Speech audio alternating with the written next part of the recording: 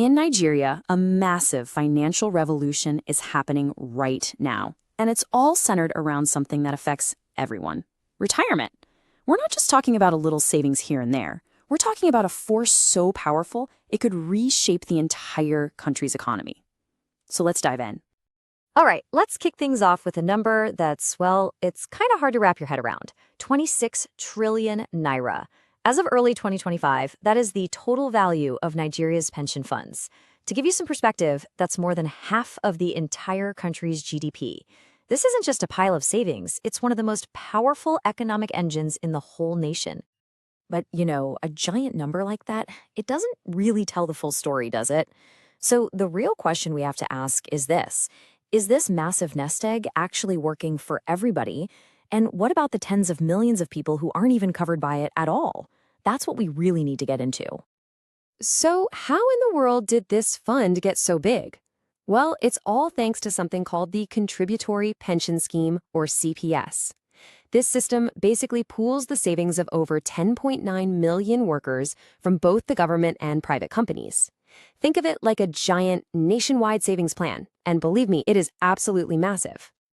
Now, what I find really fascinating is where all this cash is coming from. It's almost a perfect 50-50 split. The public sector chips in just over half, and the private sector is right there with them.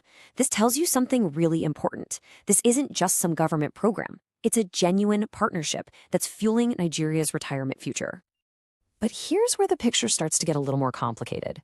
Even with all that money, the system has some pretty serious cracks. That promise of a secure retirement, it isn't reaching everyone.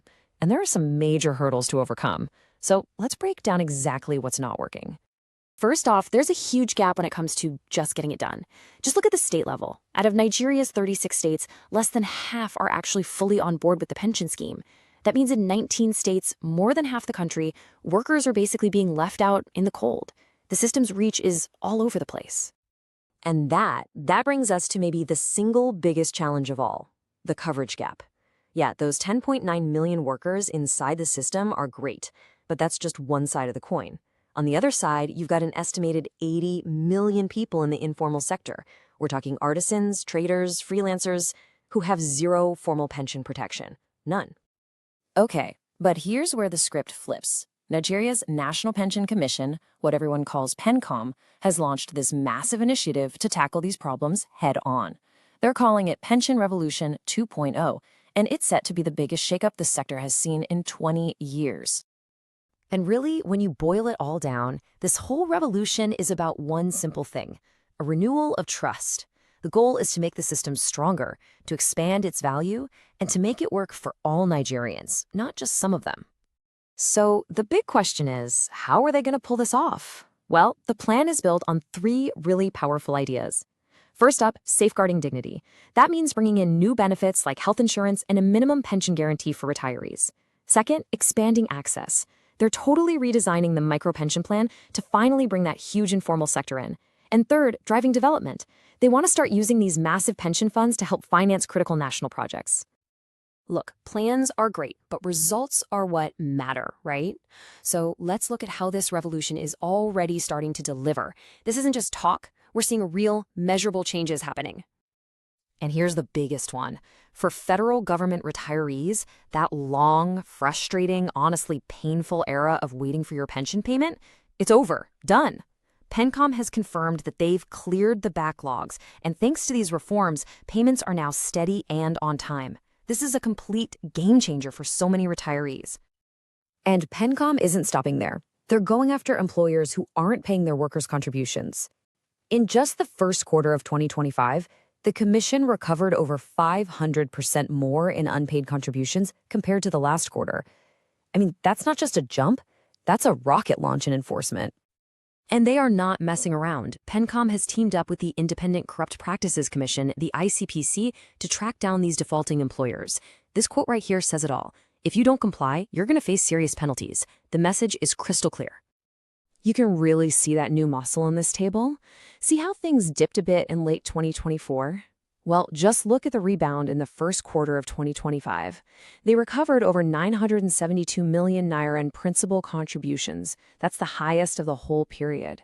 it shows they're not just going after anyone. They're successfully targeting the bigger cases. Okay, so we've been talking big picture, big numbers, but let's bring this all back down to earth. What does this actually mean for you and your wallet? How are all these changes actually making the pension system something you can use? So when you do retire, you've got choices. This chart breaks down how people took out their money in early 2025. The most popular option is a programmed withdrawal, which is just regular payments from your pension fund. Next up is an annuity, where you basically buy an insurance product that pays you an income for life. And for people with smaller balances, there's an option to just take it all out in one go. And get this, the system is becoming more than just a piggy bank for retirement. Check out these two huge benefits you can use before you retire. If you lose your job, you can actually get 25% of your savings after 4 months to help you out. And this is incredible. You can now use up to a quarter of your pension balance as a down payment to buy your own home. So, when you look at all of this massive transformation, it's clear Nigeria's pension fund is changing in a profound way. Old problems are being fixed and new doors are being opened.